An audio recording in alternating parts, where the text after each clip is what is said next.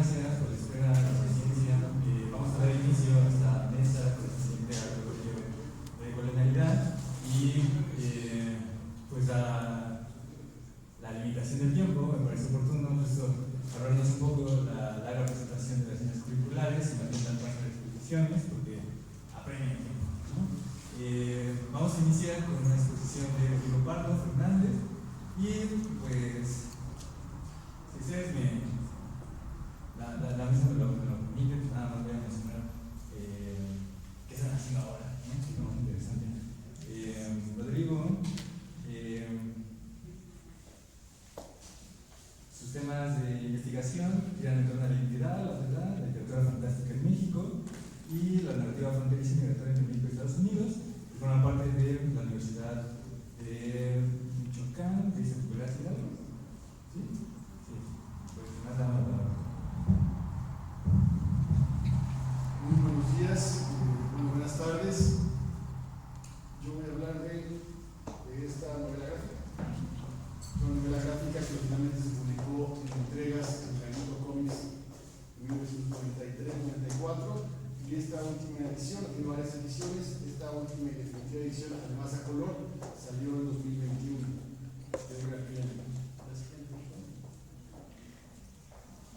Edgar Clement es un artista gráfico autodidacta que ha desarrollado sobre todo una trayectoria muy sólida, bueno, en el ámbito comercial, como dice, para comer y para divertirse y tener ratos de entretenimiento que valga la pena, hace cómic.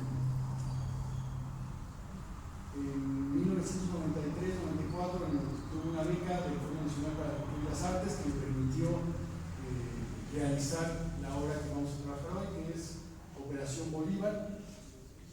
Es una obra que plantea una perspectiva colonial en dos sentidos. Primero, en un ámbito y una perspectiva temática.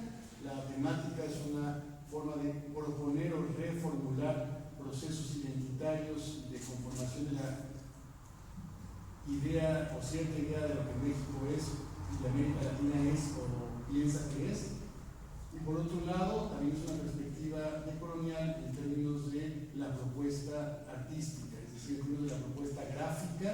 Claramente hay una intencionalidad que remite en muchos sentidos a la cultura pop y a la integración de la cultura pop de todas las formas del arte. La siguiente, por favor. Entre otras cosas, Edgar Clement participó en la fundación del Taller del Perro, el Gallito Inglés, en primera instancia una revista muy famosa, la más famosa de todo el cómic de los 90, después se volvió Gallito Comics, y en este Gallito Comics, la siguiente por favor, publica por entregas, y es una imagen alusiva a, publica por entregas Operación Bolívar.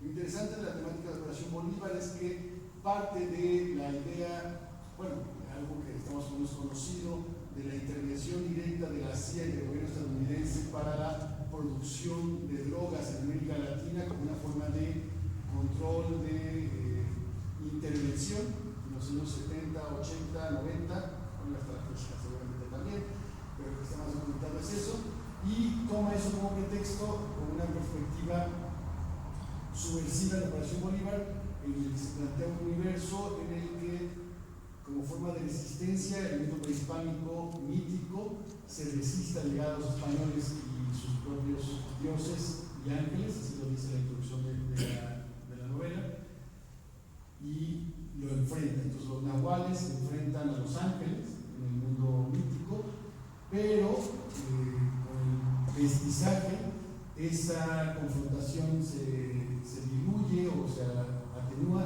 y se convierte en los descendientes de los nahuales que pueden ver y tocar y por tanto asesinar a los ángeles, se convierten en cazadores de ángeles, y claro, no solo los matan, los convierten en un producto de mercado y venden absolutamente casi como los cerdos que se utiliza todo, pues prácticamente hacen lo mismo.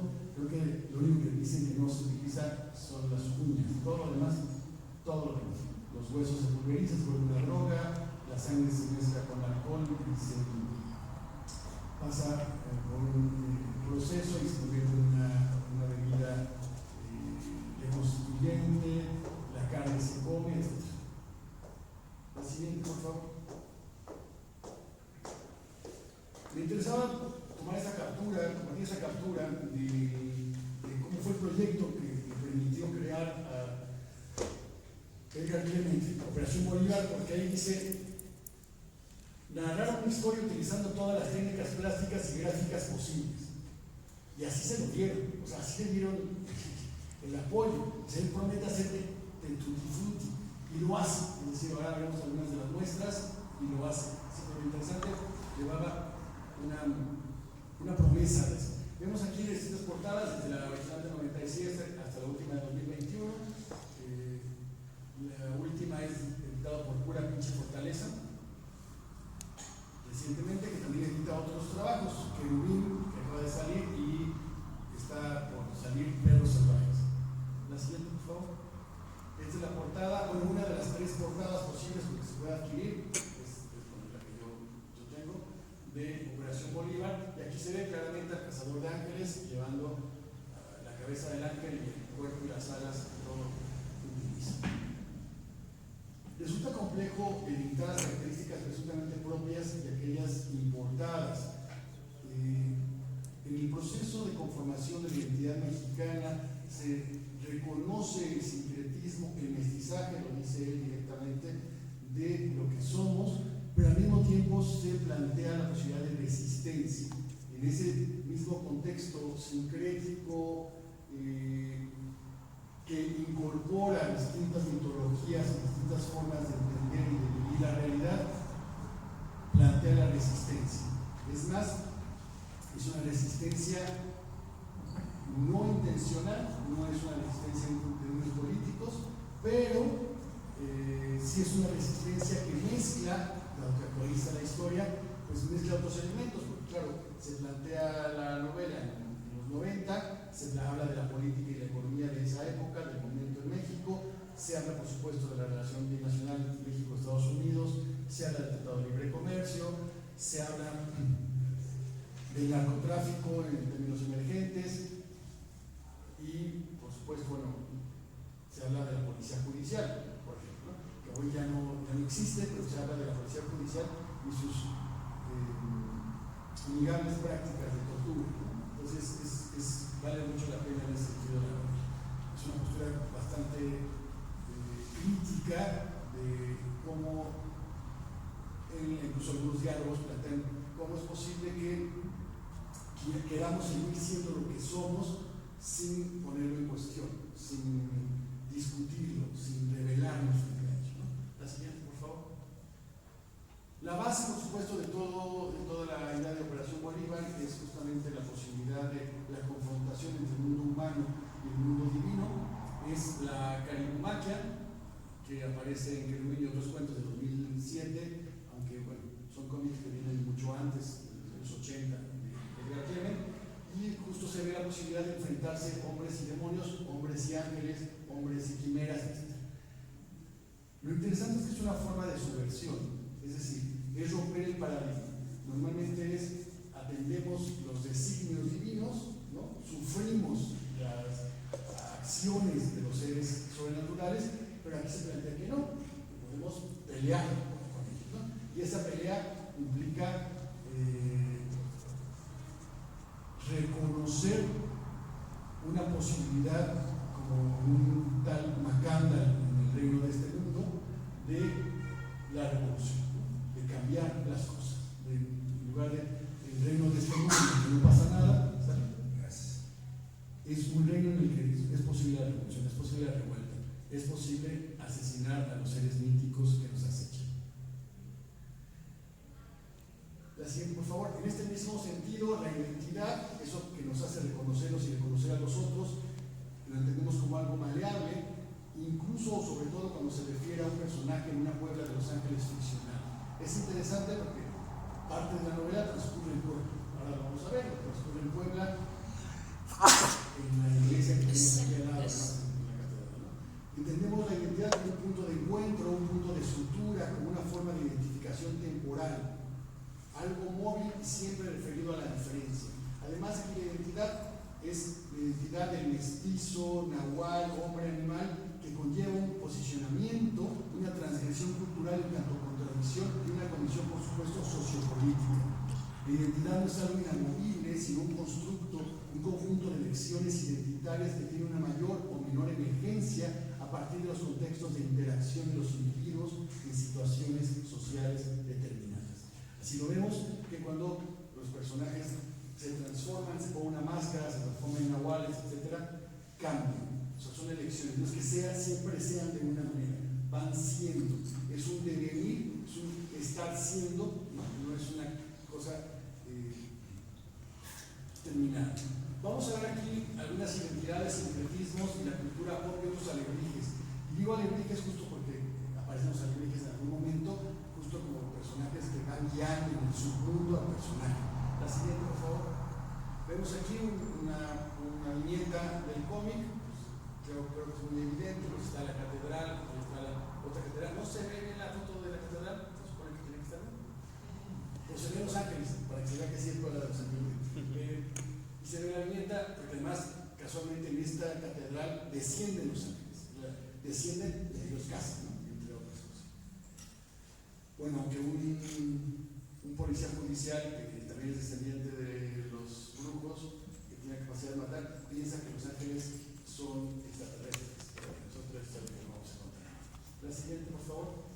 Vemos aquí, hablando, refiriendo de nueva cuenta a esto que plantea Clement, de manera subversiva, de incorporar, como dice en su promesa, todas las técnicas y todas las posibilidades, usa la técnica del collage, y en este personaje que está escapando de una prisión, casualmente de fondo vemos las cárceles de Piranesi, es decir, está de fondo no cualquier cárcel, sino una cárcel icónica, referida por supuesto al mundo occidental. Casualmente el personaje mexicano escapa de una cárcel que es casi arquetípica en la tradición europea. La siguiente, por favor. Vemos además de manera explícita en varios momentos el propio Edgar Clement reconoce sus orígenes, reconoce sus influencias, reconoce sus entusiasmos. Y aquí podemos ver una viñeta también del lado izquierdo del cómic. Por cierto, ese personaje está apretado, ya está amarrado, lo van a matar y todo, y además está derrotado, lo han torturado, no hay nada más, pero le mientan la mano. Y cuando le dicen, hijo de tu puta madre, literal, se transforma, se metamorfosea y se libera. O sea, cuando aquí esta parte de la viñeta izquierda es porque se transforma, se libera y asesina a todos, porque nadie se mete con la madre de un judicial. Y claro, la viñeta remite directamente a esta portada de un cómic del 92 que le gustaba mucho a aquel. Esto también es una mofa, pero al mismo tiempo un homenaje, al mismo tiempo un reconocimiento de ciertas características identitarias, arquetípicas, maniqueas, hasta superficiales podríamos decir, pero que por supuesto definen cierta forma de asumir lo que el mexicano debe ser en ciertos contextos. La siguiente, por favor. Vemos aquí, las dos viñetas son las dos imágenes son del propio Clement, pero vemos aquí, la izquierda es de la novela gráfica, cuando ellos se transforman los protagonistas en nahuales, y vemos aquí otras referencias más actuales de la nueva novela Perros Salvajes del propio Clement. A lo que remite, por supuesto, es a las características que definen al cazador nahual.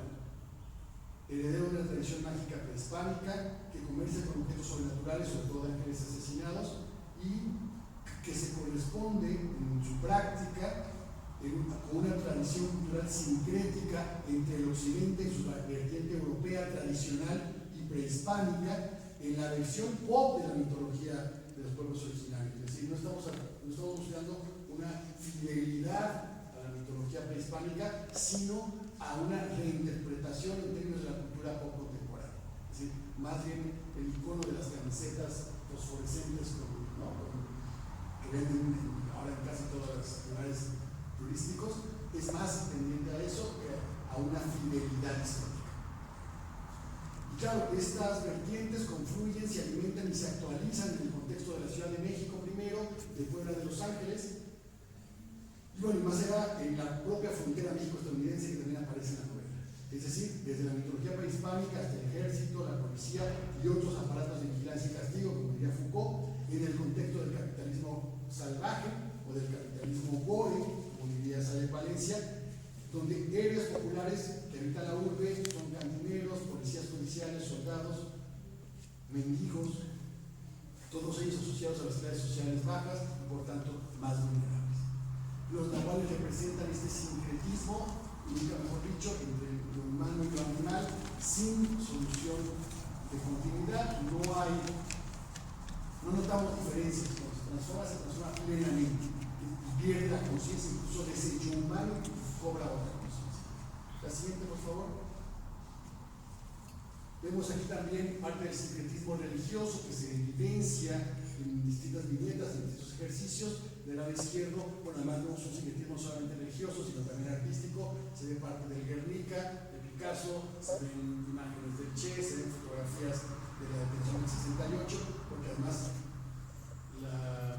Tlatelolco y el asesinato de los estudiantes de Tlatelolco aparece también referido de una manera muy clara, a partir de un asesinato en el mismo sitio, pero de ángeles, casualmente. Y bueno, vemos aquí cómo está la mezcla, incluso hay una imagen que no sé si se alcanza a ver, ahí se ve también un presidente de México del momento del 68 que está con una cara de simio, pero bueno, no aparece exactamente así. Y vemos otra imagen del lado derecho, la niña y madre, señora de la venganza, del propio Clement, también con una perspectiva sincrética, donde está la imagen de la Virgen de Guadalupe, pero mezclada con elementos de Cali y con elementos de Coatlicue, ¿no? Entonces vemos ahí una esperanza, y por supuesto, en lugar de estar parada sobre pues una feroz que marca claramente, es un animal muy mesoamericano. La siguiente, por favor.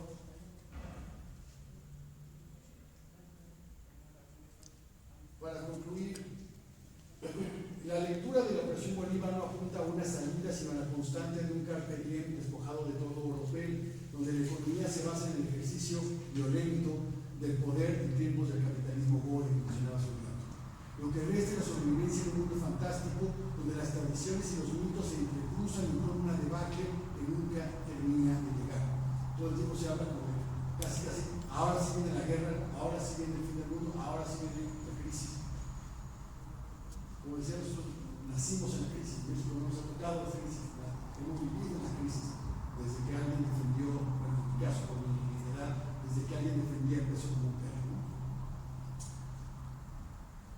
Sigue siendo necesario ahondar en mitologías urbanas y otras posibilidades de lo fantástico, como en esta novela gráfica, en términos de las identidades contemporáneas y de las relaciones de dominación que perpetúan en términos de las formas simbólicas, asimetrías sociales, de clase, género, grupo étnico y, por supuesto, Estado-nación. Dichas disparidades se presentan en todos los espacios del orden, pero son más acusadas en ciertos territorios, como en México, como en la relación de México con Estados Unidos, como en la relación de México con Centroamérica. Y me parece que ciertos textos ficcionales son fundamentales como piezas, como piedras de toque para poner en cuestión y poner en discusión esto que estamos viviendo. Ficciones como esta de Clement se relacionan con la realidad extratextual de manera explícita e intencionada, pero no a partir de una identidad mimética, sino con base en una recreación metafórica de ciertos elementos culturales, políticos, ideológicos, que hacen posible nuestra lectura desde la coherencia, la verosimilitud y la construcción de sentido pertinente al interior de las ficciones. Muchas gracias.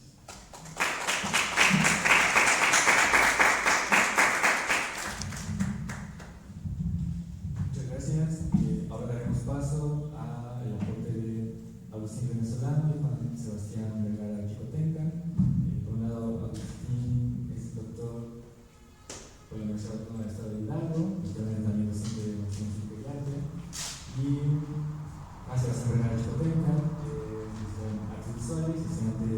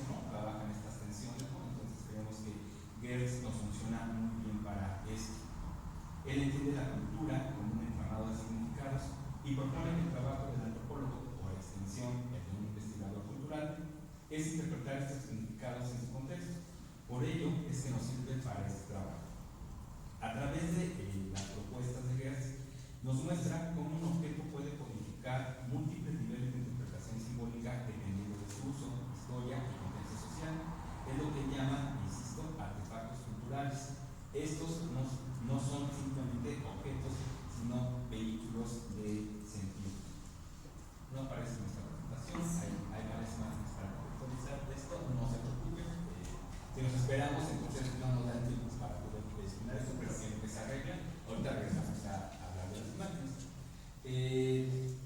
En este caso, una imagen que nos interesaba, pero que todos tenemos en la mente, es la de una iglesia, ¿no? Hace una comparación con una catedral, con Chiapas específicamente, pero podemos pensar en la Catedral de Puebla, podemos pensar en Notre Dame, podemos pensar en cualquier catedral o cualquier iglesia, en donde lo que interesa, más allá de esta constitución material de la piedra y el vidrio específicamente con lo que dice Gertz, lo que apremia es las relaciones que hay entre el hombre, Dios y la arquitectura, ¿no? Creemos en la parte de la postura de Gertz en la que coincidimos nosotros, y por eso no suponemos que los artefactos culturales son muy importantes, y es una manera de ver esta cuestión de la decolonialidad más que la cuestión material en tanto colonialidad específicamente. En este sentido, los artefactos culturales son textos que deben ser leídos críticamente, considerando las capas de sentido que acumulan en procesos históricos atravesados por relaciones de poder. El pensamiento decolonial, con autores como Kahn, Mignolo, Walsh y todos los que estamos viendo en las distintas mesas, parte de una crítica de colonialidad del saber, es decir, la persistencia de estructuras epistemológicas coloniales aún después del fin formal del propio colonialismo. La colonialidad del poder se manifiesta en la manera en que se jerarquizan estos conocimientos, los significados y las prácticas culturales. Situación que ahorita va a explicar mi compañero para la parte de manera muy específica de la restauración en estos espacios. Instituciones como los museos, las iglesias, Estado-Nación han operado históricamente como gestores del sentir, otorgando significados oficiales a los artefactos culturales. Muchas veces estos significados despojar a las comunidades originarias de su derecho a interpretar sus propios símbolos. En consecuencia, las acciones decoloniales buscan restituir estas voces y desestabilizar la narrativa dominante. Como un ejemplo creemos importante, está un caso que no sé si se llama alguna de ustedes, sobre San Pablo de Monte Tlaxcala, en el cual destruyen una capilla, ¿no? Una capilla de periodo justo, de Renata, pensando en algunas ideas. Y una de las cosas interesantes que nos llaman la atención tiene que ver con que esta comunidad fue con las distintas instituciones, después con el municipio, con académicos, con la universidad, ¿no? Pues para que les hablaran un poco más sobre su capilla y nadie nos pegó. Entonces dijeron que vamos a quitarlo, porque en realidad incluso ya habían tenido varios problemas con ello, varios accidentes, porque la capilla estaba cerrada, se metían los niños, ya saben esas cosas, y la destruyeron. Al día que la destruyeron, un día después, hay un escándalo académico, institucional, de cómo es posible que esta gente, ¿no?, haya hecho. Y una de las situaciones que la población pone es, bueno, si nosotros preguntamos por ello, ¿no?, y de entrada, lo que ustedes dicen que es patrimonio, ¿no?, como algunas iglesias de Tlaxcala, pues no se parecen en nada a nuestra capilla, ¿no?, o lo que, justo con lo que acabamos de decir, ¿no?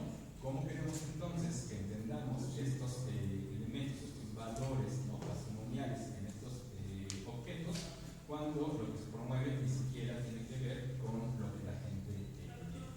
Bueno, voy a dar paso. Muchas gracias. Por ahí una precisión nada más antes de empezar. También soy restaurador y parte del Instituto Nacional de Antropología e Historia. Por tanto, también vamos a hacer un enfoque en el que hablemos de la importancia de la restauración desde la perspectiva de las comunidades, que es lo que ya estaba anticipando el doctor Solano. Bueno, continúo. Para Gertz, la religión se entiende como un sistema cultural o sistema de símbolos que permite a las personas dar significado a su existencia y a las experiencias que viven. Es un sistema que organiza la realidad y establece estados de ánimo y motivaciones poderosas, verdaderas y generalizadas. No solo con un conjunto de creencias o prácticas, sino un sistema que interviene en la forma en que las personas perciben y dan sentido al mundo que les rodea, es decir, en los ámbitos psicológicos y sociales de su existencia. En el caso de las comunidades religiosas, este ámbito es fundamental, pues permea gran cantidad de actividades de dicha comunidad a través de la transmisión de significados. La organización de la experiencia es modeladora de la conducta, implica una autonomía cultural y es, desde esta, creemos, debe analizarse y entenderse la relación entre una comunidad y sus artefactos culturales religiosos.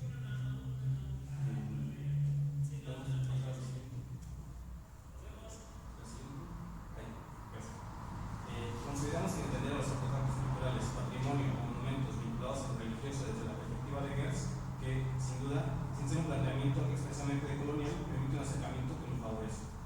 Con respecto a lo anterior, también vale la pena cuestionar, en opinión de Georgina Carvajal y Mario Ruffer, los conceptos de patrimonio y monumento, pues dichas categorías conceptuales, que inciden después en lo normativo, favorecen la descontextualización del objeto para llevarlo al esquema de patrimonio nacional, dejando de responder a lógicas de uso, creación y circulación de su comunidad inmediata. La siguiente, por favor. Bueno, ahora voy a hablar un poco de la parte normativa y cómo esto se refleja en lo institucional. Por otra parte, como artefactos culturales religiosos históricos, entendemos aquellas producciones pretéritas que, abordadas desde el marco institucional, se encuentran supeditadas a la aplicación de leyes y criterios gubernamentales, forman parte del culto de distintas comunidades y fueron producidas entre los siglos XVI a XIX, por lo que su aproximación e intervención es regulada por la siguiente normativa federal. Primero, la Ley Orgánica del Instituto Nacional de Antropología de 1939, que da su origen y que le da autoridad sobre los asuntos relacionados a lo paleontológico, arqueológico e histórico. La Ley Federal de Sitios Arqueológicos, Históricos y Artísticos de 1972, que determina la tipología de arqueológico, histórico y artístico, así como define también la cuestión de monumentos y, por tanto, genera una política de Estado nacional.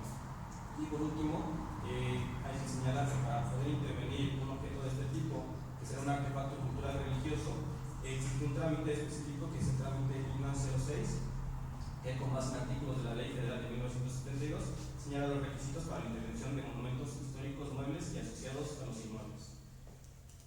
No obstante, creemos que su aplicación requiere de la revisión de criterios de especialistas del INA, cuya formación y praxis, como veremos, puede responder a posturas colonialistas.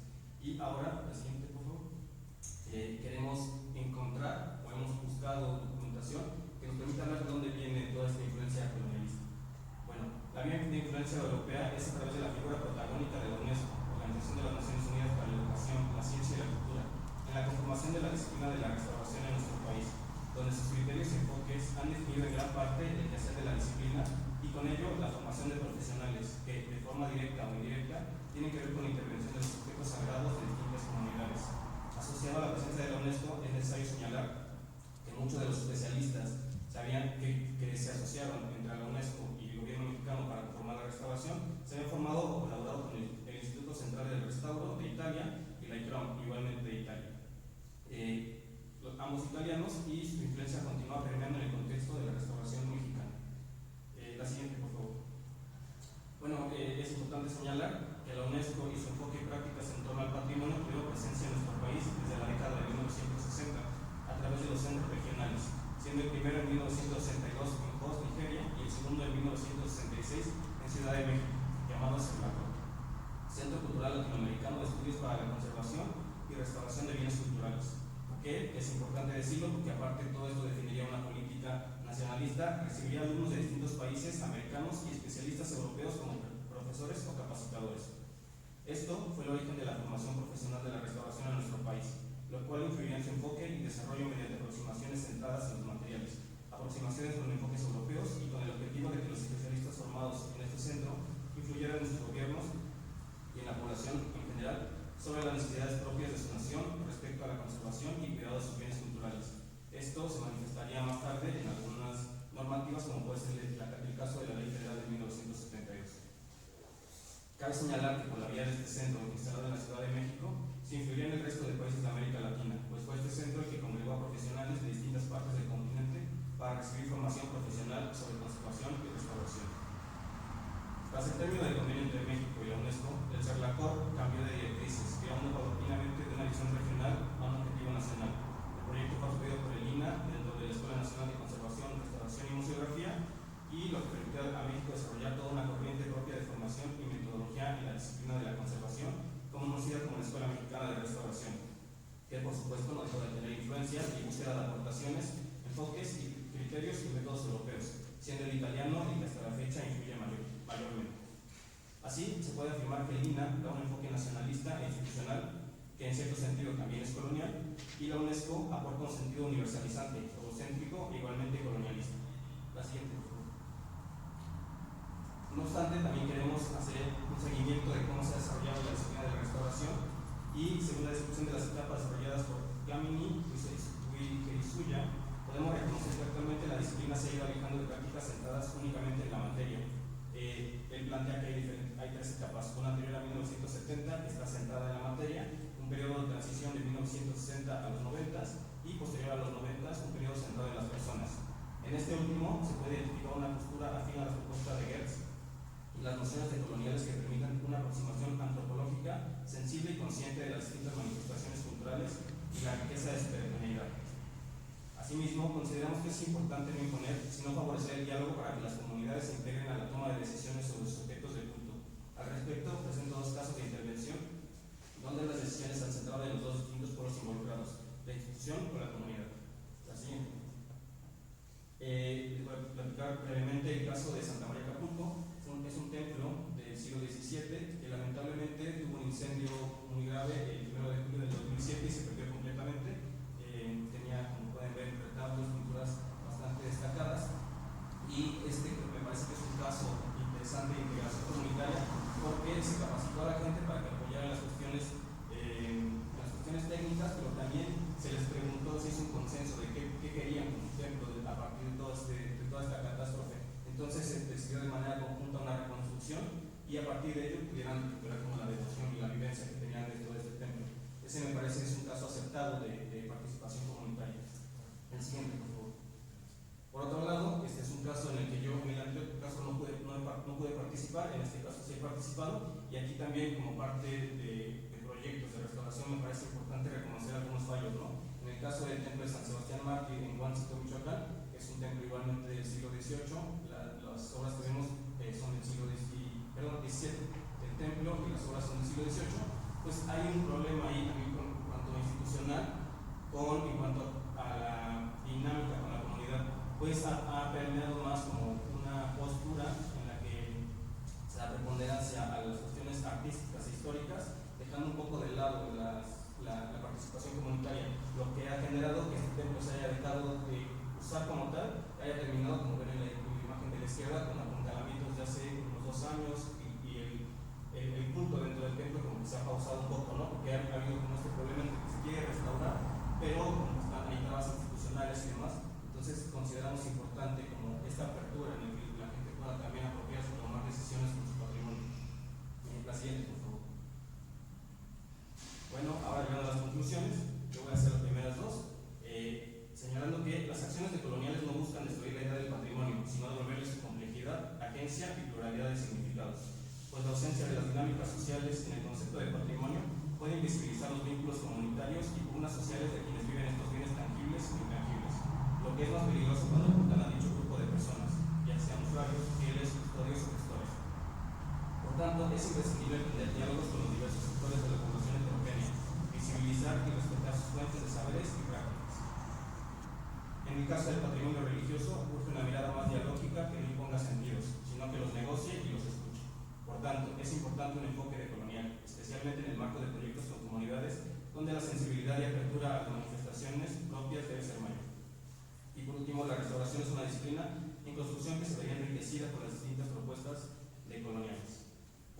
Dentro de nuestras conclusiones, también tenemos esta cuestión de que los artefactos culturales son portadores entonces de sentido y de memoria, pero también de conflicto, por lo que lanzamos la pregunta, ¿pueden ser entendidos fuera de las relaciones de poder que los producen y los interpretan? Por otro lado, decolonizar el arte y el patrimonio implica también transformar las prácticas museográficas, académicas y pedagógicas que los producen. Ya decíamos el día de ayer que nos preguntaba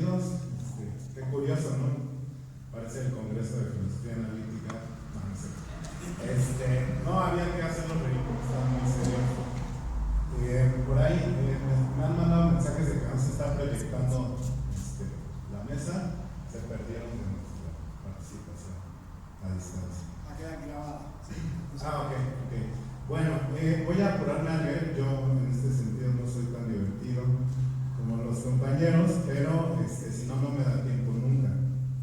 Entonces, bueno, empiezo. Parece ser que nuestras estéticas surgen como una necesaria respuesta a la minuciosidad sobre el análisis de la realidad que exige el pensamiento crítico.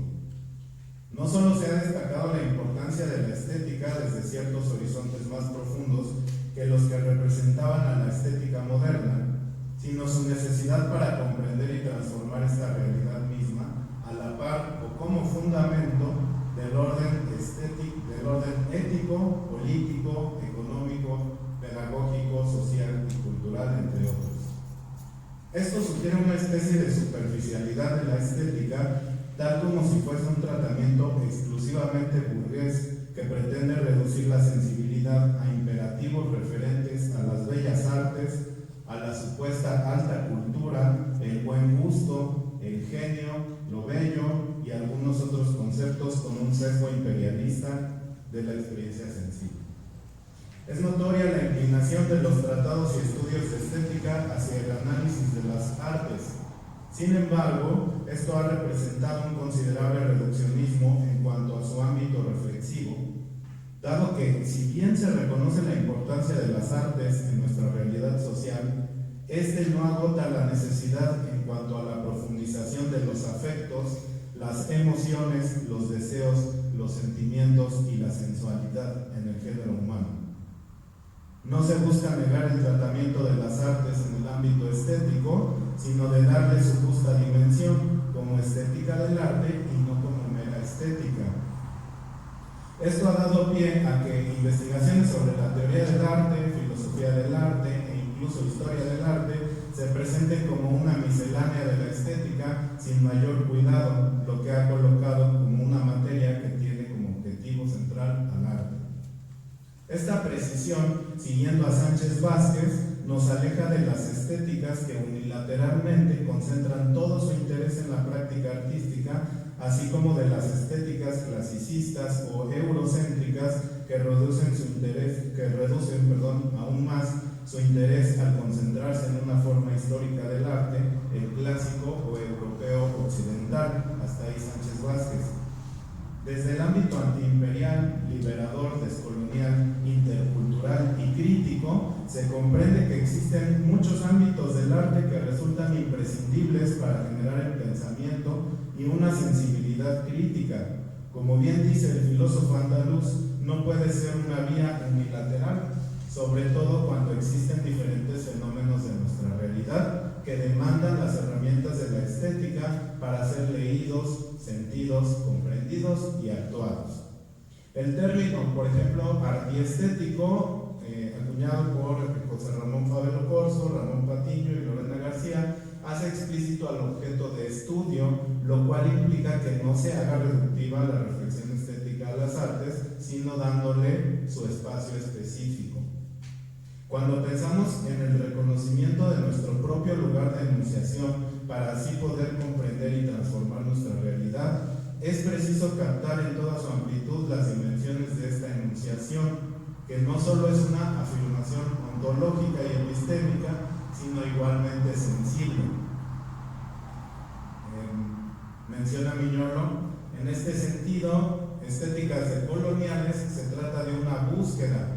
No es un recinto en la casa del ser occidental, sino una estancia en la casa propia. Es una búsqueda de lo propio en cuyo camino se va desmantelando todo aquello que lo encubre, lo desodoriza, lo silencia y lo deforma. Hasta ahí, Miñolo.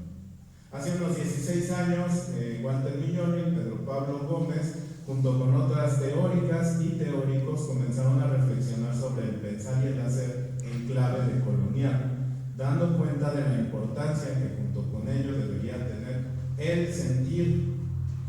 El cuerpo mismo representa una cartografía de la geopolítica y la economía de la que somos parte.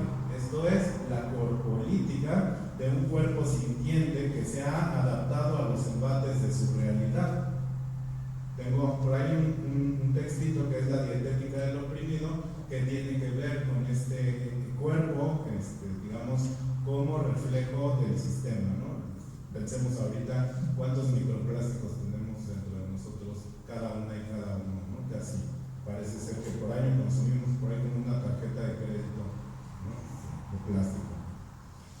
porque es un cuerpo colonizado y obediente al sistema necroestético que le domina.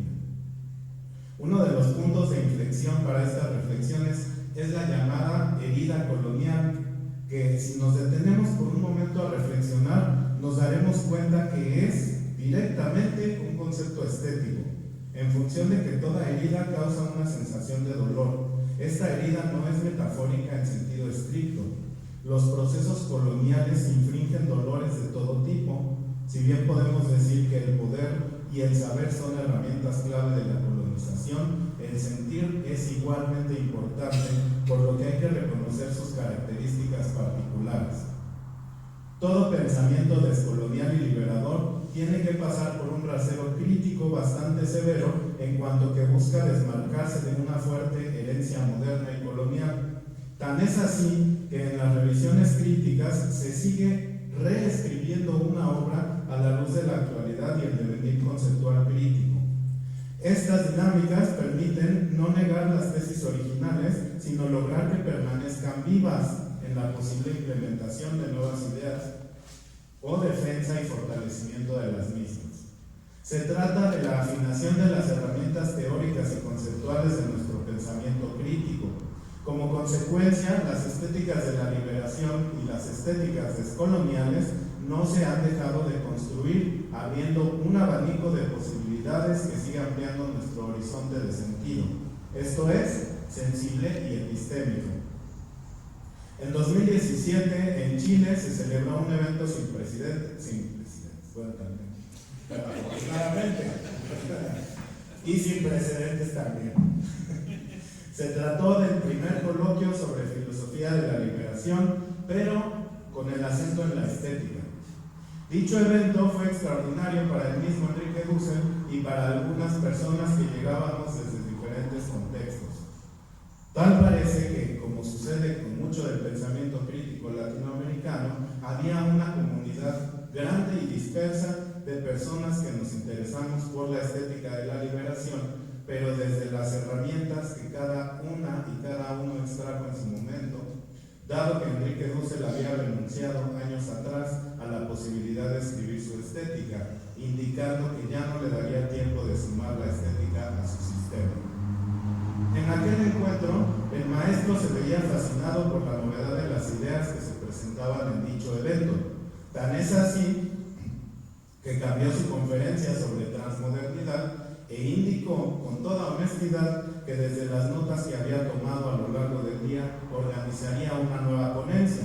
Estas son las hipótesis para una estética de la liberación. Al parecer, las diferentes ideas presentadas le arrojaron algunas claves que le animaron a seguir desarrollando una vía más para la liberación. Además de este relato anecdótico, es importante mencionar que no se trataba ni del primero ni del único acercamiento de Dussel a la estética. Ya en 1994 había publicado un apartado breve llamado Estética y Ser en la obra Historia de la Filosofía Latinoamericana y Filosofía de la Liberación, además de haber publicado 10 años antes la obra Hacia una Estética de la Liberación, de la que luego mencionaría que carecía aún de elementos, porque en aquel privilegiaba todavía por encima el concepto de poiesis. Pienso que en Dussel existen dos estéticas. Una es la que él mismo reconoce y enuncia como una estética, es decir, la que se publica directamente con ese nombre, y la otra es aquella que se encuentra dispersa a lo largo de su obra, en diferentes ideas, misma de la que partí hace cerca de 15 años para desarrollar algunas reflexiones que buscan desmarcarse de la mera reflexión del arte y de las que probablemente partieron algunas y algunos investigadores que también comenzaban por su parte a crear algunos conceptos relativos a una protoestética de la liberación. En los últimos desarrollos de la reflexión estética de Dussel parece haber más peso en el tema del arte, adjudicando incluso a los animales la posibilidad de crear el mismo. Es notoria aún la falta de categorías estéticas, dado que se centra sobre todo en la belleza. Considero que quizá faltó tiempo para una maduración crítica de estas ideas estéticas dentro de sus hipótesis, Por ejemplo, podemos encontrar varias ideas potentes más centradas en lo que yo mencionaría como una estética en tono de colonial y liberador, como aquellas más centradas en la relación entre la belleza y la vida a partir del principio material de la filosofía de la liberación. La estética, como menciona Dussel, facultad que comprende cognitivamente y desea como voluntad de vida, unidad emotivo-intelectual. Es la apertura estética al mundo y a las cosas, menciona Dussel. Por otro lado, es preciso reconocer que, a pesar de ser la más elaborada y sistemática, la filosofía de la liberación de Enrique Dussel no fue la única, y que en el tono estético también se presentan las ideas de Osvaldo Ardiles, quien en 1989 publicó su libro Vigilancia y Utopía, en el que dedica un apartado a la estética como mediación liberadora, que aunque también lleva un sesgo bastante notorio hacia el arte, lo hace en un tono más crítico. En la actualidad, los tratamientos estéticos desde la liberación se hallan en manos de diversas teóricas y teóricos alrededor del mundo, en cuanto a una nueva generación de personas dedicadas al tema, así como a quienes se han inscrito mayormente en las estéticas descoloniales. Una de las ideas fundamentales que se suscribe mayormente al perfil de las ideas estéticas vertidas a lo largo de su obra es la que se abre al otro lado de la belleza, por ejemplo, la idea de una aístesis deformada que se aproxima a la idea de fealdad sistémica original en su filosofía de la liberación. Por ejemplo, en este texto del 2020 dice: es fácil mostrar ejemplos en los que el campo económico tiene prioridad sobre la estética. En el capitalismo, la belleza diseñada de la mercancía que se expone en el mercado es un buen ejemplo. La mercancía diseñada por artistas, la moda del vestido, de los instrumentos, de la comida, del auto, etc., encandila al pobre comprador, despierta una aístesis deformada y generalizada por la propaganda de ciertas mercancías y parece embellecer al sujeto mismo que usa un bello auto, un bello traje, una bella casa, etc. Está ahí Dussel. Esta idea de su texto de 2020 resulta más cercana a su reflexión crítica sobre la fealdad en su filosofía de la liberación de 1977, en la que menciona: el otro, la alteridad metafísica, la exterioridad en el nivel antropológico, es primeramente social, histórico-popular. Es por ello que el rostro cuidado estéticamente, rejuvenecido por los afeites y la cosmética de las oligarquías, aristocracias o burguesías, sea del centro o de la periferia, son rostros que, como el de las momias, que querrían sustraerse a la contingencia del tiempo.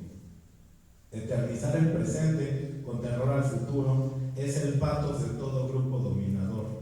Por el contrario, el ajado rostro del beduino del desierto, la surcada y oscurecida piel del campesino, el intoxicado pulmón del minero en cuya cara el sol está ausente, esos rostros aparentemente feos, horribles, casi praxistema, son la belleza primera, belleza futura, belleza popular. Hasta ahí. Todos estos esfuerzos desde el pensamiento liberador y el pensamiento descolonial deben ser considerados para la generación de una estética más abarcante que sume en una dinámica analéctica aquellos principios y conceptos que ampliarán el horizonte crítico para reflexionar en una estética que logre situarse junto a los demás niveles institucionales del ámbito social, para corroer una anestésica que reduce el gusto y el deseo a lo superficial y a lo más dañino para la vida planetaria. Hasta este punto es importante señalar la injusticia que estoy cometiendo en estos momentos respecto de la falta de mención de teóricas y teóricos que han contribuido a nuestro objeto de estudio. Recapitular el origen de nuestros conceptos merecería una investigación exhaustiva. Considero que la estética como pensamiento sensible está llegando bastante tarde a las reflexiones sobre la descolonialidad y el pensamiento liberador. Si bien se ha encontrado ahí desde un principio sustancialmente, por ejemplo en Aimé Césaire, en Franz Fanon, en José Carlos Mariátegui, en Martí, en Lemkersdorf, en Kusch, etcétera, etcétera, etcétera, No se ha hecho explícita su presencia, dado el sesgo hacia la mera teoría del arte, que le fue desplazando en cuanto a su responsabilidad crítica. Como parámetro de la comprensión de la sensibilidad, considero urgente que se tome a la estética desde su amplitud, en función de que contraste los duros embates del imperialismo del gusto y de los deseos, en función de la modernidad capitalista, que sí ha sabido crear una poderosa maquinaria para alimentarse de la obediencia cosmética que impone el capitalismo afectivo, en el que nos vemos envueltas y envueltos, sobre todo en los tiempos que corren, cada vez más plagados de la imagen digital. Así como ha sido imprescindible ubicar la colonialidad del poder, la del ser y la del saber, es fundamental darle su justa dimensión a la colonialidad del sentir, en tanto que necesitamos liberar los deseos, las emociones y los afectos.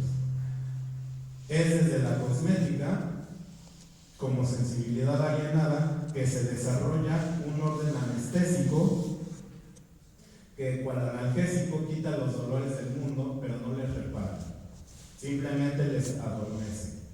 Esta actitud desinteresada e indolora ante el lamento ajeno no permite el desarrollo proxémico con las y los otros. Por lo tanto, no se puede construir una comunidad afectiva que, tal como lo exigiera cualquier estética liberadora, privilegie la vida planetaria por encima de cualquier beneficio individual.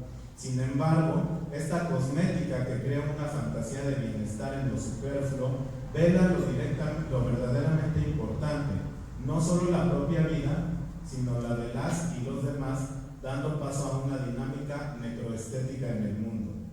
Este proceso esteticida sistemático es posible, dado que la economía política del norte global domina con bastante minuciosidad la sensibilidad contemporánea y genera una sustitución del gesto, afectando la propia percepción de la realidad misma. El consumo de sustancias legales que amenazan no solo la vida humana, sino también el medio ambiente, es un ejemplo importante. Le llamo la dietética del oprimido. Se trata de las bebidas azucaradas, como ejemplo, pero sobre todo del refresco de Coca-Cola, que es alarmante saber que en el sureste mexicano, en particular en la región de San Juan Chamula, en el estado de Chiapas, se registra el más alto consumo a nivel nacional, con un promedio de 2 litros diarios por cada persona adulta. No obstante, lo escandaloso no termina ahí, ni con el uso indiscriminado y el despojo de los cuerpos de agua potable de la región, sino que la botella de refresco misma es un objeto fetiche de ritualidad para las personas de esta región. La Coca-Cola es un objeto religioso, sanador y delicioso. Es decir, la colonización del ser, del saber y del sentir se pueden reducir como ejemplo a una botella de Coca-Cola, que nos da uno de muchos ejemplos del consumo de una sustancia nociva que no solo se comercializa libremente alrededor del mundo, enfermándolo, sino que ha devenido un símbolo de poder. En mis desarrollos sobre la estética del hambre, me he atrevido a mencionar, a riesgo de una interpretación totalizante, que la responsabilidad más urgente a resolver por la estética es el hambre. Ello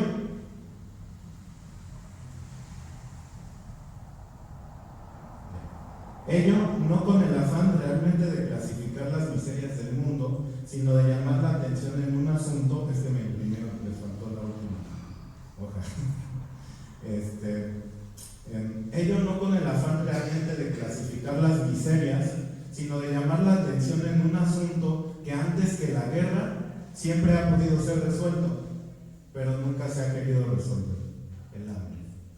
Parece que el sistema desarrolla un nivel cosmético en cuanto a una estética aparente y superflua, en el que la conmoción no alcanza para resolver los problemas más urgentes. No solo las cifras y el tipo de agonía que representa el hambre son escandalosos, sino pensar que ahora mismo se está asesinando a un pueblo entre el que se cuentan aproximadamente 20,000 niñas y niños por medio del hambre. La supresión de un pueblo sucede. La supresión de un un pueblo sucede de la forma más impune y los gobiernos del mundo lo permiten, mientras los dueños de las armas destructivas se enriquecen mediante el dolor de miles. Es una consecuencia inmediatamente estética en la que se juega un sinnúmero de categorías como el miedo, el dolor, el padecimiento y la tristeza, entre otras. Ya termino. Mientras que los grupos de poder en el norte global privilegian investigaciones minuciosas para hacer cada vez más sutil la dominación de la sensibilidad desde algoritmos digitales y, por ejemplo, el neuromarketing, no podemos esperar una contraofensiva desde una estética que, si bien tiene todos los elementos críticos, se reduce al análisis de las artes y la belleza.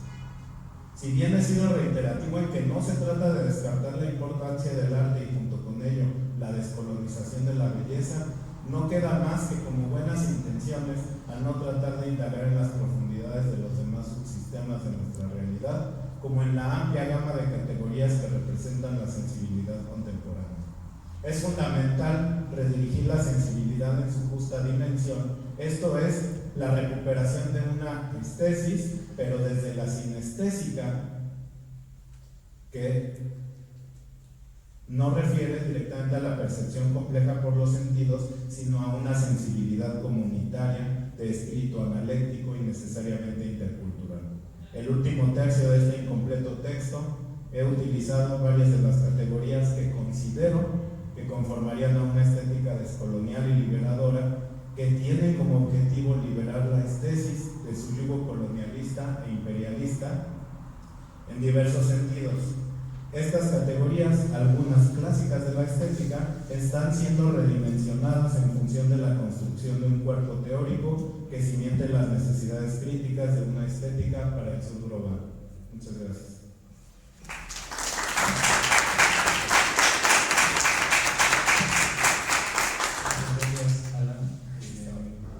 Bueno, voy a dar paso a mi contribución. Yo soy egresado de la maestría en Ciencia y Arte y mi contribución se titula Abstracción no periférica, la posibilidad emancipatoria.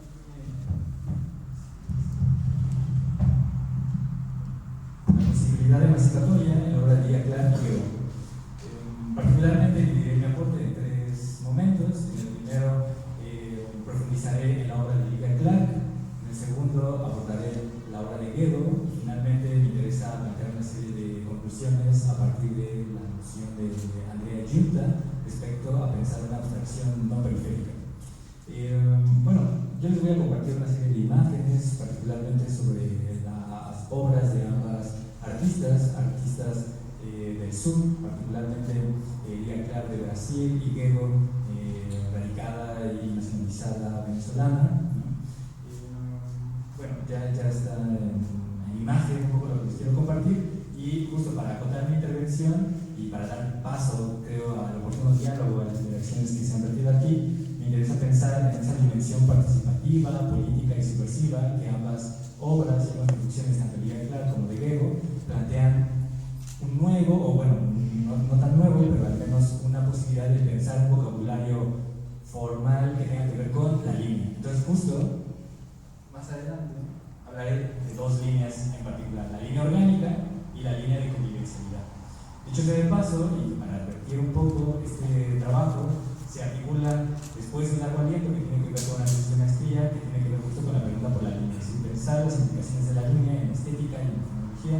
Y bueno, pues justo también cierra este aporte a partir de esta ponencia. Entonces voy a leer un poco de qué trata la línea orgánica de Lia Clark. Lia Clark comenzó en 1954 con la observación de una línea que aparecía en un collage y un passepartout, cuando el color era el mismo y desaparecía cuando había dos colores contrastantes. Ella comenzó a explorar la línea haciendo aún pinturas con un lienzo y un marco, en la que la preocupación de ella era reventar el núcleo del lienzo, llevando este mismo color al marco. El propio grosor del marco comenzó a entrar como un elemento plástico en ciertos puntos, se pintaba en relación con la composición formal de la pintura misma, y ella dejó de trabajar en esta investigación durante 2 años, ya que no sabía cómo utilizar ese espacio liberal. Ahora explicaremos esto del espacio liberal y cómo la línea orgánica en realidad es un espacio negativo, de calidad, que libera más allá del ámbito de la plástica bidimensional. sobre todo porque la línea orgánica no puede existir sin objetos o superficies que la flanquean. No es tanto una forma que delimita sus propios contornos como una forma que se rellena. En este sentido, se podría definir provisionalmente la línea orgánica como un espacio materializado dentro de una relación de dependencia material. Y al concretar perceptualmente este espacio, la línea orgánica recupera la materialidad paradójica de la propia cavidad. Y bueno, un poco para explicarles esta imagen que se titula Descubrimiento de la línea orgánica en 1954, como pueden notar, hay una serie de líneas y de marcos, sobre todo el marco, esa mencionar el marco, que en realidad la línea orgánica sería justo esta, digamos, oposición entre el marco general de la obra y el marco interior.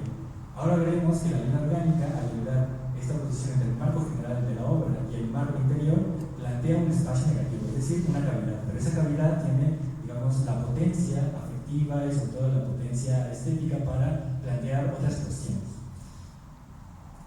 Al respecto de esta pintura, por ejemplo, recupero un par de testimonios de Connie Butler. Connie Butler dice: lo que no es obvio de este cuadro a primera vista es que se trata de un cuadro dentro de otro cuadro, que el pequeño lienzo está colocado dentro de su marco, y el marco es parte del trabajo. La línea orgánica a la que se refiere en el título es en realidad el espacio alrededor de la pintura, y el espacio de la pintura es su marco. Así que lo orgánico en realidad se refiere a este espacio intermedio. Responde otro narrador en una conferencia de 1956. Clark dice: el artista también puede investigar líneas que funcionan como puertas, como conexiones entre materiales, como teclas, etc., para poder modular una superficie entera. Eso es lo que le interesa a Lia Clark. Le interesan las cavidades, las fisuras y cómo esas fisuras se presentan en el ámbito plástico. Y particularmente a lo que interesa llegar a Clark es partir de una plástica bidimensional estática privilegiada por la estética modernista, ¿no? Y más bien pensar en las posibilidades sensibles de una plástica tridimensional a pesar de partir de una plástica bidimensional. Y justo es lo que le interesa, digamos, explorar esas cavidades y esas fisuras, ¿no? Y bueno, Luis Pérez Olamas, que dicho sea de paso, Luis Pérez Olamas es un curador especialista justo en las producciones artísticas del sur, como Lia Clark, Ego, también Mirta del Visaje, entre otros. Clark dice: así que la razón por la que llama la línea orgánica no es porque parezca una curva o una línea inspirada en la biología, no. Esto se debe a que le da la posibilidad de mirar dentro del cuerpo de la pintura.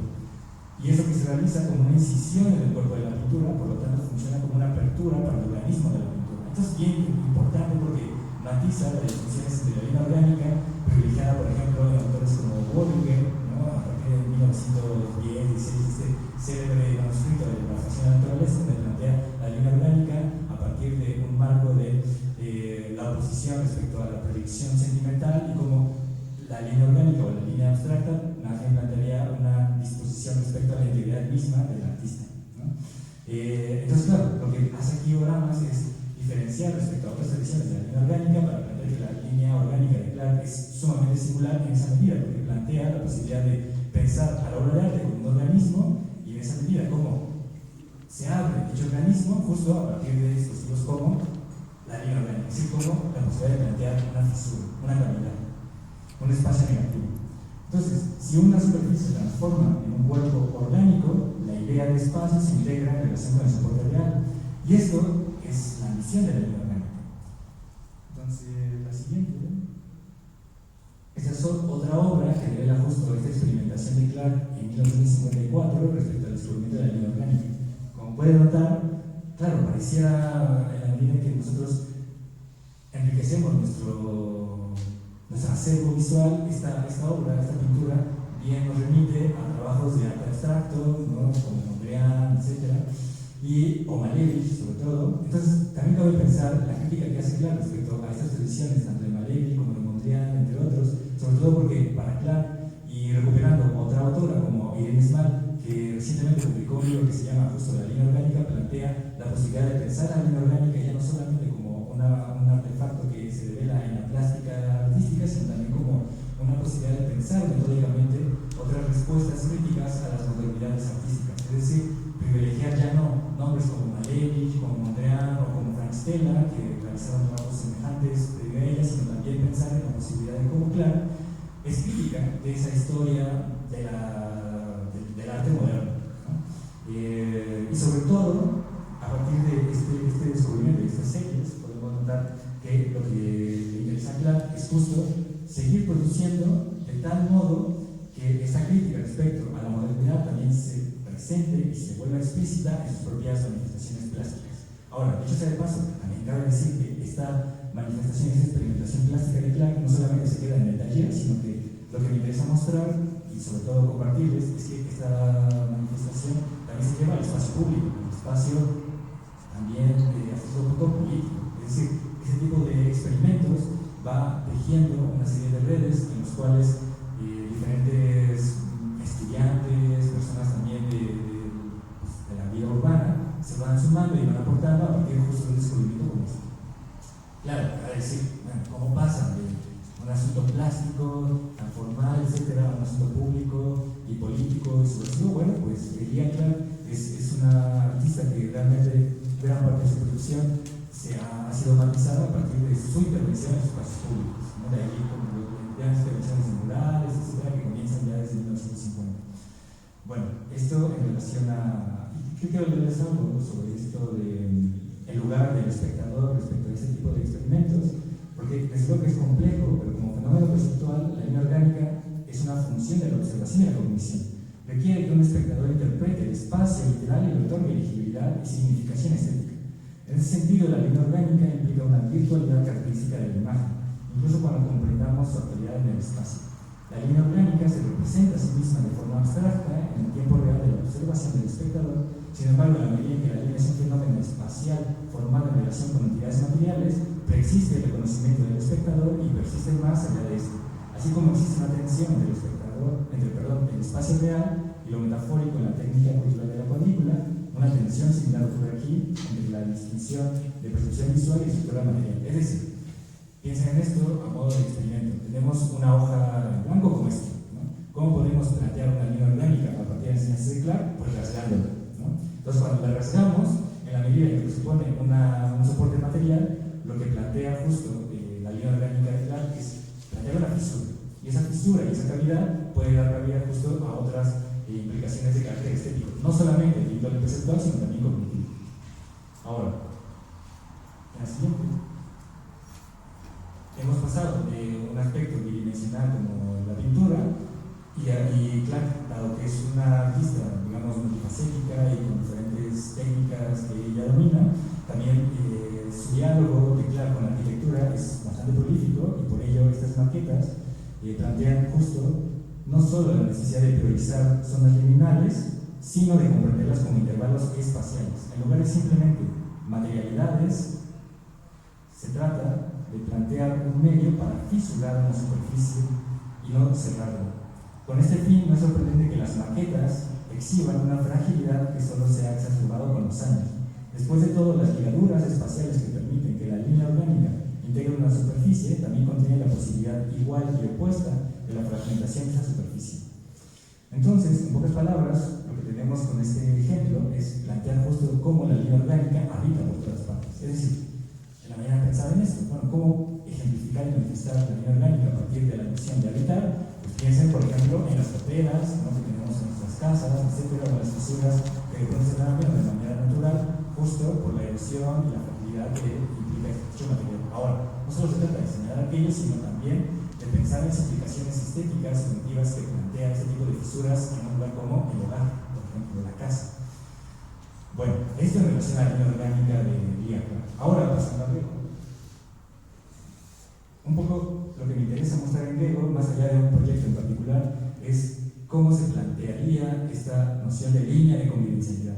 Para Grego, y les voy a leer una serie de apartados que me interesa compartirles, porque Grego es de las pocas artistas, digamos, latinoamericanas que plantea una posibilidad reflexiva respecto a la línea y siendo crítica de toda una tradición, digamos, moderna como de Paul Klee, etc., ¿no?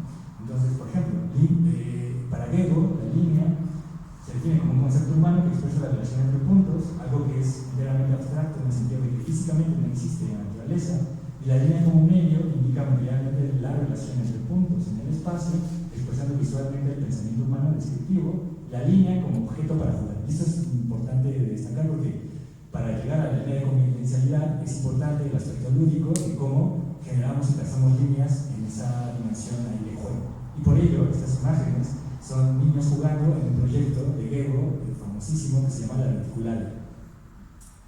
Les iré leyendo un par de apuntes que me interesa mostrar respecto a la línea en Gego. El pensamiento humano puede expresarse visualmente por medio de líneas, y al tratarse de un concepto humano, la línea también se convierte en objeto con el que el humano puede jugar.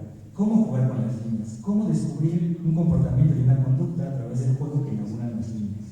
Si el juego con líneas revela conductas humanas históricamente arraigadas a la especie, ¿podemos redefinir y cambiar tales conductas? Bueno, es una pregunta. Y también, más adelante, dicho sea de paso, Gego es un artista que a lo largo de su producción, tanto teórica como académica, etc., ha estado muy comprometida con el asunto de la pedagogía y la enseñanza. Es decir, en buena medida su estancia en Venezuela, gran parte de su producción estaba ligada a la enseñanza y a la pedagogía y en relación a procesos justo no alineados a instituciones formales, sino más bien alineados a otro tipo de proyectos al margen de aquellas instituciones, digamos, mucho más verticales, ¿no? Es decir, en términos de la enseñanza. Y por ello es que Gego, a lo largo de su producción, se trata de plantear una posibilidad, digamos, subversiva de la pedagogía a partir de las líneas. Entonces, les leo otro aspecto que está inscrito en la producción de Gego, porque para Gego también, y es algo que quiero compartir, la línea es un elemento primordial para la construcción y por tanto el habitar supone el movimiento de líneas. Por ello, las líneas que buscan generar una convivencia plantean el género de una ética pluralista y desterritorializada. Las líneas de fuga de Guattari son otro nombre para distinguir cómo las líneas refiguran y transforman los territorios, los espacios y por tanto las identidades que se fijan, pues si la identidad es fija y estática, el movimiento de las líneas altera aquella identidad. Por ello, Gego muestra a partir de sus obras cómo la abstracción puede suscitar un agenciamiento del alcance ético. Eso es bien importante porque al final de la investigación que realicé en torno a la obra de Gego, pues era evidente que lo que más le importaba a Gego es pensar estas formas de descentralización, de cómo lo que está detrás de un taller, de una galería, de un proceso artístico, en realidad son cuerpos afectados por un alcance social, un alcance ideológico que vale la pena justo plantearse y abrirse en otros espacios, ¿no? Y en ese sentido, por ello es que la noción de línea en Gego es inclusive más allá que la noción de Guattari y Deleuze respecto a las líneas de fuga, porque si bien Guattari plantea esta línea de fuga como la posibilidad de pensar otros territorios, para Gego estos territorios están situados en los cuerpos mismos de las personas atravesadas por situaciones muy particulares, ¿no? Dicho sea de paso, Gego colaboró en muchos proyectos, como por ejemplo el proyecto de 1953-56 de Arte y Vida, en una región, digamos, no urbana, en Terma, y lo que planteaba en esa región era justo la posibilidad emancipatoria de cómo plantear estas líneas de convivencia. ¿Sí? Son imágenes retrospectivas de la interacción de Gego con alumnos. Y cabe decir, al principio les hablaba de la imagen de los niños jugando en la instalación reticular de Gego. Bueno, puede también caber esta noción de línea de convivencialidad a partir de una vida reticular. ¿Qué significa esta vida reticular? Entendiendo la retícula como una estructura de líneas que permite reunir y organizar diferentes elementos, y lo singular de la propuesta de Gego es que su reticularia no es invisible sino visible y se materializa en instalaciones, en dibujos, tejidos. Esa multiplicidad de medios transporta el impulso de un movimiento reticular que permite una construcción de índole ética, porque los elementos que puede reunir también son comportamientos, acciones, hábitos y diferentes actitudes. Entonces resultará viable plantear una vida reticular. Bueno, un poco para ir cerrando,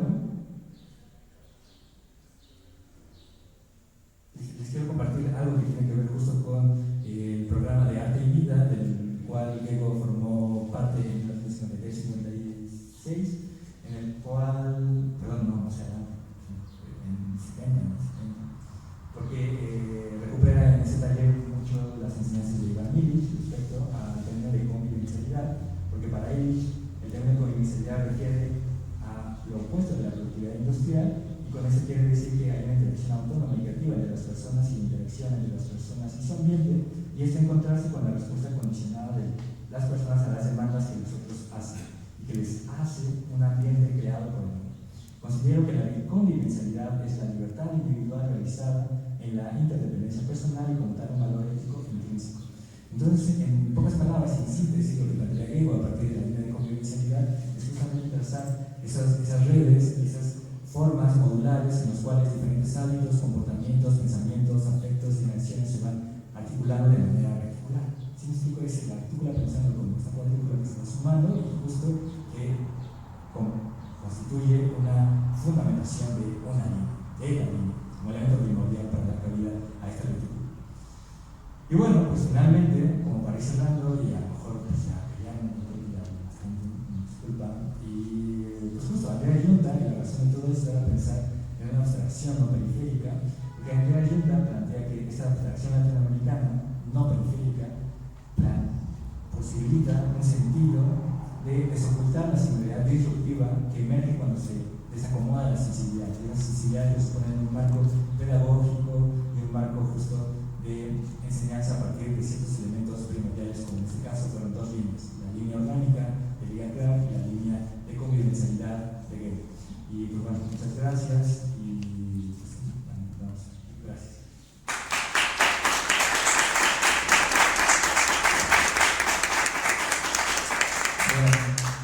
Gracias.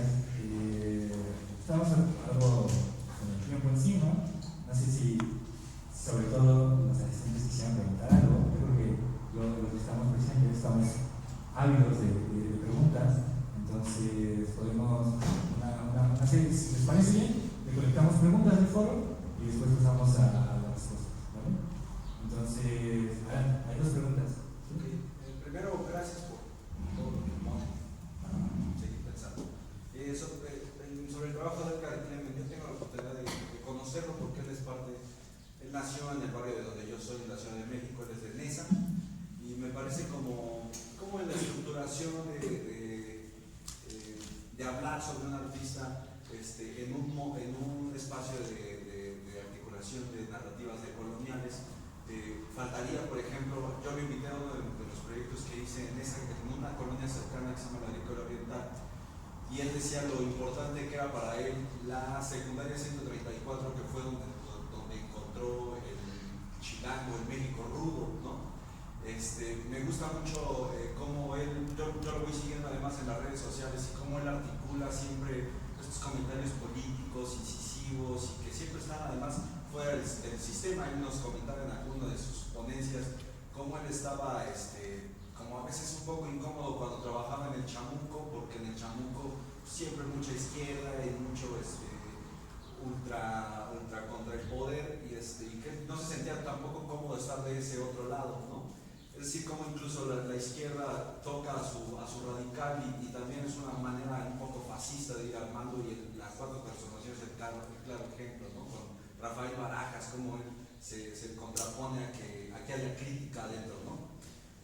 También me parece como bien importante como la articulación de Simón, de Operación Bolívar, el eje central donde dice que empieza a hacer toda la obra es cuando a su hermano lo agarran, lo secuestran unos judiciales y lo torturan, ¿no? Dice que uno de los dibujos donde están torturando al ángel, al matángeles, en realidad es su hermano, es una historia que le contó su hermano, ¿no? Y entonces me parece como bien interesante cómo se puede construir a través también de la ficción argumentos en contra de una realidad, ¿no? Y otro, también nos vas contando como la narrativa de Operación Bolívar, pero también su génesis, la manera en cómo lo produce, para mí es anticolonial, ¿no? Él dice, alguna vez también estuve en un taller que nos daba sobre ilustración, dice, róbense las cosas, ¿no? Cuando él estaba en el Chamuco decía, mira, yo no sé hacer bien caricaturas de personajes, ¿no? Entonces yo siempre estoy buscando las fotografías de Felipe Calderón, y entonces lo calco y ya después lo voy transformando y lo voy caricaturizando.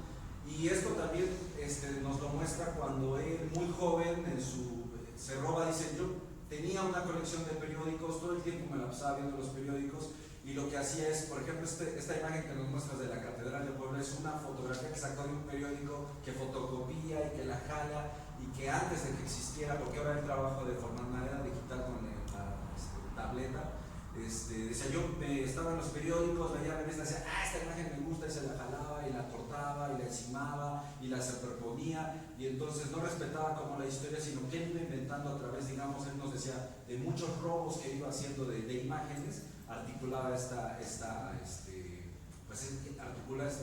¿no? Y bueno, eso a mí me gusta mucho más un poco la personalidad de Clement como una persona que políticamente todo el tiempo está diciendo discursos que no están a favor de nadie, ¿no? Me parece que se parece un poquito a Orozco, el muralista en el que decía, yo no estoy ni con Porfirio, tampoco estoy con la revolución, ¿no? O sea, es decir, era una especie de anarquista, pero que tenía una política también moral, humanista, que más bien es la que lo iba guiando, ¿no? Y bueno, eso quería hablar sobre. Sí. Está adelante la pregunta y cerramos con la respuesta. Voy a intentar ser extremadamente breve para dar paso a la conversación. Juan, no me quedó del todo claro si presentabas a Gego y a Ligia como parte de una misma manera de trabajar la comunidad. Porque yo tengo la sensación que son las antítesis. Si ves el título de Particularia, Gego lo que hace es hacer una línea para crear una espacialidad, un espacio narrativo en torno a una que se llama particulares. La relacionalidad o la universalidad existe gracias a la presencia de esa línea. Pero la línea orgánica de Ligia Clark es otra cosa. Yo te digo que me toca muy cercano. Irene Sol es una muy querida amiga mía, y con Luis Pérez Oramas tuvimos un taller en el MoMA cuando él dirigía la colección de teatro americano, de donde salió todo el debate de Irene sobre este tema. Y el punto de la línea orgánica es que es una línea que no existe. Todo lo contrario de la línea de Gego, que es hacer existir una línea para que aparezca un espacio. La línea orgánica de Ligia es aquello que se siente pero que no existe. Es lo contrario. Viene de un análisis del constructivismo y del arte no objetivo, de las modulaciones de piezas que generan líneas que no existen, que son los bordes que construyen una línea en la imaginación. Entonces creo que, además, obviamente no hay espacio para continuar, pero Ligia lo que hace a partir de ahí es generar toda una cosmopolítica, ¿no? Entonces lo que hace es una terapia de sanación del cuerpo a partir de la construcción de la línea. Dice, hay una enfermedad en el cuerpo que emerge como las líneas orgánicas a partir de esas terapias que se, para los que no conozcan, un curador le invitaba a Ligia Clark quería exponer y decía, pues sí, pero primero tienes que pasar por mi diván y te tengo que expurgar el mal de colonial, y lo desnudaba y se chupaba un hilo y se lo pasaba por el cuerpo y le colocaba bolsas de agua, porque había aprendido de la línea orgánica la desomatización de la colonial. Entonces son Gego, alemana, ¿no? Gertrude, y Ligia Clark son para mí dos universos totalmente distintos. No me quedó claro si los proponías como parte de lo mismo. Si es así, no estaría de acuerdo. Pero aprovecho también para Alan, ¿verdad? Me gustó muchísimo las puntualizaciones que haces, Alan, de verdad bien interesantes. Ojalá haya después espacio, ¿verdad? Dijiste demasiado como para ahora pretender resumirlo, pero estoy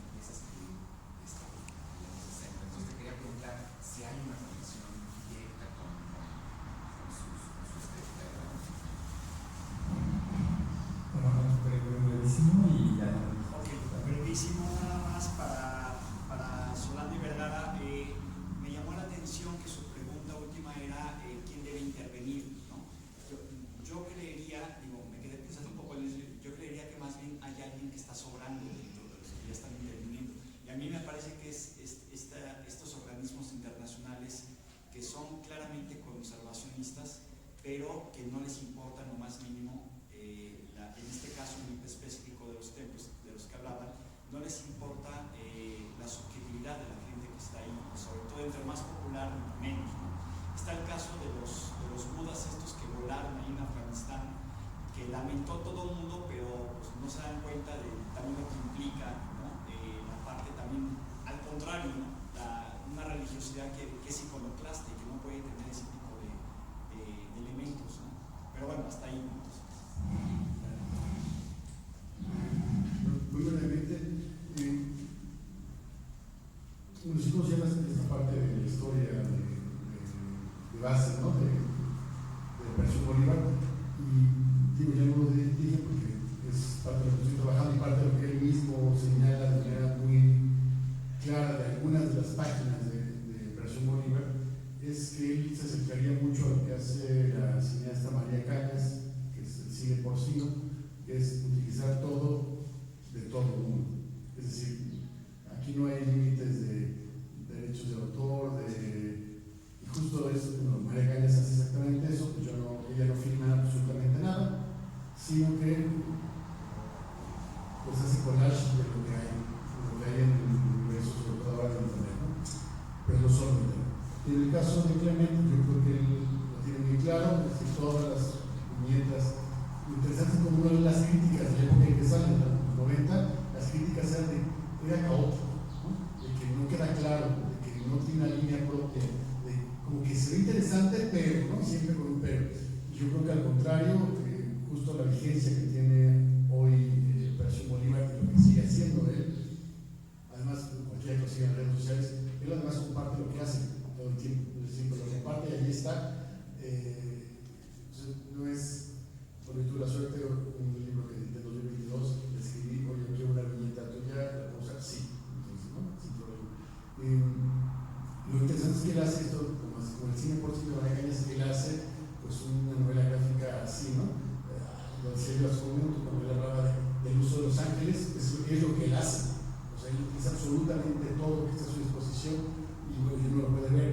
Es capa sobre capa, o sea, cada viñeta, cada recuadro, cada secuencia es capa sobre capa de pinturas, de cuadros, de gráficas, de fotos, de iconos, etcétera, que transforma y asume. Yo creo que a eso apuntaba yo con la idea del sincretismo, es decir, la idea de fusionar y siempre creando algo distinto. Sin dejar, por supuesto, la idea de la contradicción, la idea de la subversión, la idea de poner en cuestión el mundo. Bueno, utiliza hasta recortes de periódicos directamente, ¿no? Encabezados. Yo creo que es parte de su riqueza y por eso me gusta tanto. Sí, gracias. Bueno, muchas gracias por la mención, Joaquín. Primero, sí, yo tomé un curso contigo en el Museo Cumex y justamente ahí, eso fue poco antes en el doctorado, yo escribí una investigación que se llama, no me acuerdo cómo se llama, bueno, se publicó como el cine rebelde, que tiene que ver con cine militante latinoamericano y pensamiento descolonial de la liberación. Y bueno, de ahí tu texto, La colonialidad del ver, que por eso decía yo hace rato que era medio injusto. Bueno, lo que uno puede leer aquí, porque uno no entiende, tiene que escribir sí, poquito, ¿no? Poquito y concreto, pero pues uno no es concreto. Entonces, la cosa es que sí, justamente tomando como referencia a Sánchez Vázquez, por ejemplo, cuando él dice de la estética de la recepción a una estética de la participación, cuando dice una, a mí me parece como muy congruente con su pensamiento, ¿no? No voy a decir la estética de la participación. Entonces, en ese textito que te comento yo pongo una estética del hambre apócrifa, ¿no? Entonces, pero sale a partir de ahí, porque yo creo que lo que sí hizo Glauber fue muy concreto, muy concreto, muy apretado, pero de ahí pueden salir un montón de cosas. Y en el sentido del cine militante, pues tuve la oportunidad también de estar con San Ginés en su escuela de cine, en la Escuela Andina de Cinematografía, y de analizar, por ejemplo, que todas estas perspectivas, digo, aquí en el caso del cine, pero si imaginamos otro tipo de expresiones, que se estaban generando justo a la par, por ejemplo,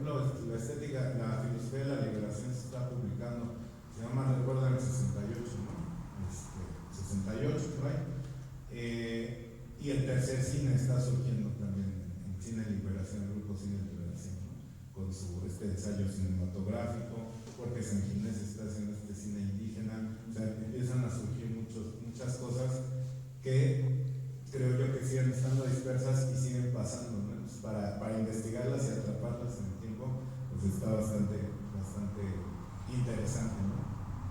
Y bueno, pues por ahí. Perdóname que no me acordaba. La memoria. Sí, no, años.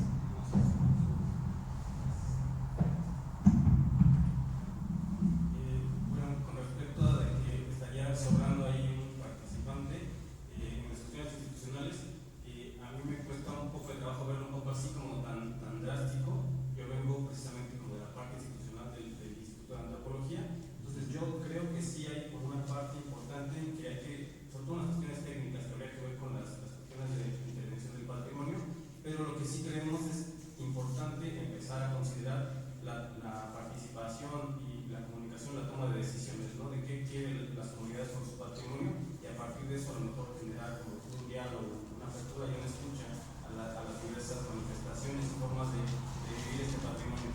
Eso lo veo yo porque si hay, por ejemplo, hay cuestiones que serían como muy complicadas de dejar que sean plenamente sobre las comunidades, o por desde mi perspectiva. Por ejemplo, no sé, trabajar una madera completamente hidrolizada, una madera con fúngico, pues es una cuestión complicada que requiere ciertos principios, cierta preparación, pero creo que el diálogo es muy importante en este caso. Y dentro de esta misma idea y con esta discusión, yo estoy del lado contrario, pero sí creo que sobran muchos, ¿no? O sea, pero incluso por eso al final decíamos, esta pregunta creo que la debemos de cambiar no por quienes participan, sino por los que participan, ¿qué están entendiendo entonces sobre el objeto que están interviniendo? Entonces yo creo que resolveríamos muchas más cosas, ¿no?